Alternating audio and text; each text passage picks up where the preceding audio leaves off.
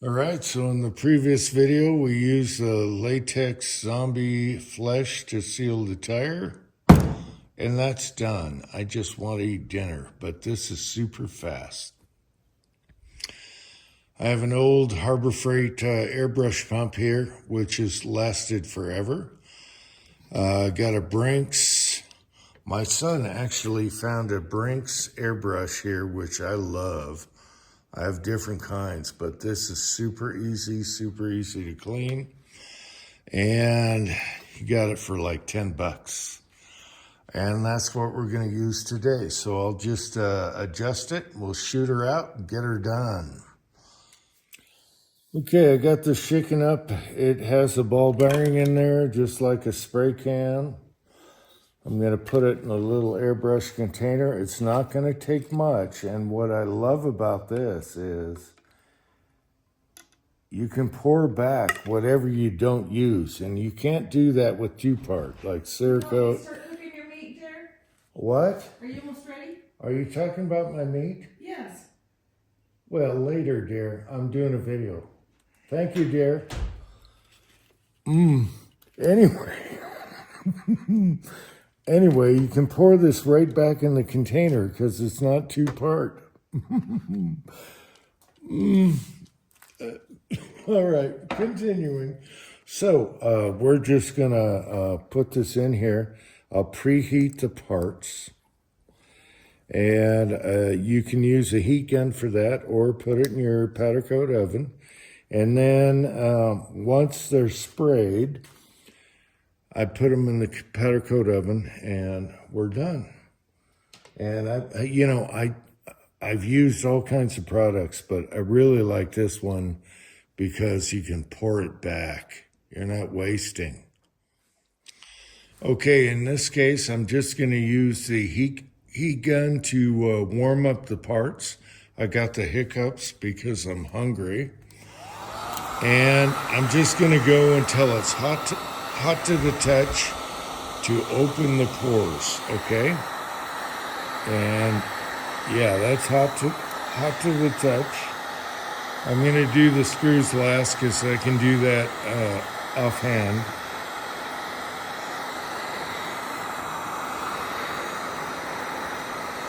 And the metal is hot, and you open up the pores.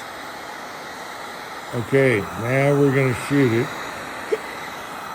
I already set the airbrush on a piece of cardboard where I want the pattern. And we're good to go. Okay, so I'm hitting the back sides that don't matter. On the screws, I'm using a cardboard box. And on this side, I'm just hitting the tips here. So they're all black on the tips of the back of the screws. All right. All right, so I did the other side of the screws. Now I'm gonna do the front of the screws. They're preheated, they're hot, and I'm just doing it like this.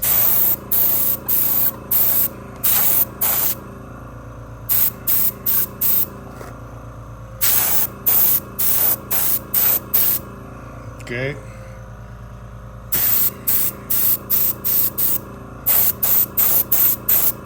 Really hard to mess it up unless you got too much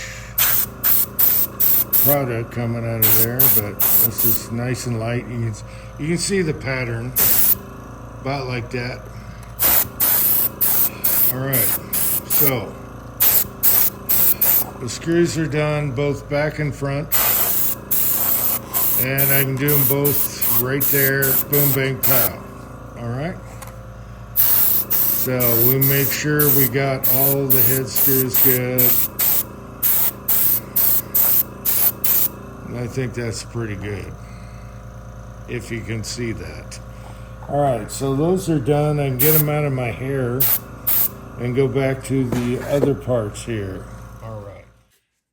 Okay, so now I did all the stuff that doesn't matter. Now it matters, so I gotta make sure that our color and sheen is just right. So here are some things here. And I think that is a good match. So I'm just going to continue on with this. Otherwise, I'd add some more satin or whatever. But I think he'll be fine with that. I don't think he cares about that. And that looks okay. So these are the back sides. They don't matter. And it almost looks like a dead-on match. So I'm going to continue so I can have dinner tonight. Okay, usually when I spray, I use a tearaway, which is another piece of cardboard. Okay, it's a tearaway. Boom, get it out of the way so nothing sticks or whatever, but it's already dry. So now I got to do the finish side and hope everything looks good. Okay, we got the parts heated up again. I'm just going to hit these two things for the trigger guard or whatever. They're hot and ready to go.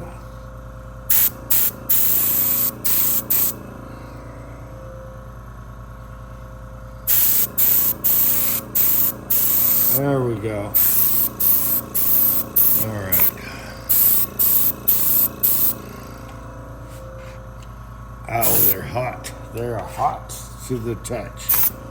And they're moving around. Usually I'll put them on something that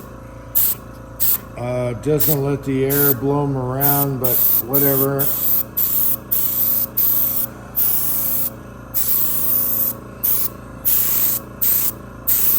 It'll be fine. All right. It's a very light amount of material, but it works so good. And once it's baked, it just, it's like powder coat. It just melts in. And you're good to go. So you can see my spray pattern here. I'm kind of light and it's blowing it around a little bit more than usual, but I want a good coat on here for the pieces that show. Okay, now for the pieces that count. It's a pain in the ass trying to do it on video while you're trying to warm the parts and everything. The parts are hot. And so now I'm going to go by and hit the edges. And you can see how light I'm doing the edges here.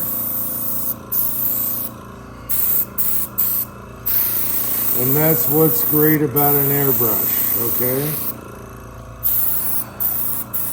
You're not going to goop anything if you're careful. Okay, so we're going to get all the sides in case that shows. I don't know what shows on this. I have no idea what shows on this. Let me get around here. If I get enough cord. Oh!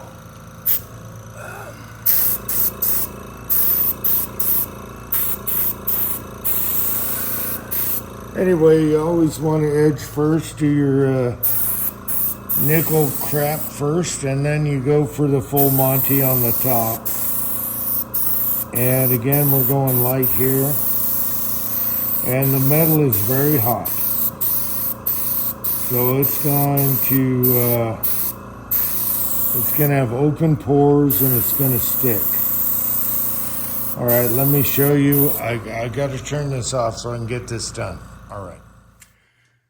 All right, so I was doing that last night. I promised the son as soon as he got these parts in the mail, I'd hit him and he can put it together.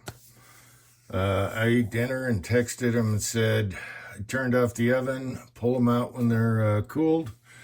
Takes about an hour at 325 degrees.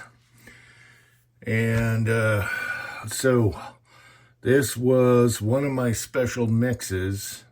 I have two mixes for ARs that'll match. Some ARs are duller than others, and I used the this mix. And so here are the parts that I sprayed to match the upper. And the upper matches perfect, I think, don't you think? I'd say that's a pretty damn good match. There's some oil on it right now and everything. And then we had the trigger group reinforcements, and I really like this. because this is the way all these should be. You got reinforcements so you don't oblog your holes. One thing he didn't show me was he had 2 of these, and I could have sprayed those. They're shiny, but he doesn't care. All right, so right now we got a Glock 19 mag in here, and it fits all the mags. It fits the Magpul mags really good, and that's probably what we're going to use. Easier to clean. But I think that match is almost dead on, applied directly to the forehead. So that was my night last night. I was starving. Had a few cocktails, as you could probably tell in the video, and I just stopped recording. So here's the other side. There's some oil and crap on here. Everything matches. I love these reinforcements. Up here is really thin. It's only used as a washer, really. And that's why you have the steel plate with these big bolts here. Then you got your reinforcements here for your trigger group. They're not going to move around or oblong. And then you got a big beefy back here, and everything fits. I think it's awesome. I think more people should do that. The dot is temporary. You just put mine on just to check. The grip is temporary, but everything else is going to stay. And so let's put it this way. So anyway, I really like using the gun coat because you can pour it back, and, you know, 2-part. Once you mix it, you got to use it. You know how that goes. And this is just too handy. I've done a lot of roached out guns. I used to buy really beat up guns. I did a 686 in 2-tone in these colors. So the cylinder was this, the frame was this, all the parts were this. That was pretty cool. And I used to get really cheap roached out 1022s. I'll show you one right here that I did basically in one of my mixes. Right there. All right. And I just enjoy it. Now, when you have a long barrel, like on the 1022 I did, I have a big powder coat oven. I got it at a rummage sale for like 20 bucks. And it's been working for, I don't know, 20 years. So I took a circular saw and cut a hole in the top and made it so it friction fits with an exhaust pipe like that. And I just hang the barrel down through the top of the oven, and it works great. All right, so there you go. If you're thinking, you know, oh, I don't have a big oven, oh, geez. Anyway, what I like about this stuff is you can heat the part, spray it, heat it again lightly with the airbrush, and it's dry enough to handle, and you can flip it. It's not going to stick to anything. I had some parts moving around. Usually I'm a little more sophisticated, but that's basically it. It's the easiest stuff I've ever used. I've used it for years, and that little can lasts forever. There's so much stuff. I've even touched up my suppressors with it when they get all dinged up. It's just too easy. So I hope you found this interesting. Now I got a load for this sumbitch, and let's see, he made a coupler for the big dogs, which I can't insert on YouTube. But there you go. If you're, if you feel like you're insufficient, that'll take care of business for a while. How many rounds is that? It's like 60 something rounds. Whatever. So yesterday I was just beat, but I got her done because I promised the son, and he helped me with the tire. So he'll take care of this and a few little things. I'm going to load for it, chamber check it, and we'll see how it goes. But I think it's going to be fun. And of course, it's going to be quiet. Hope you found this interesting. Until next time, thanks for watching. America.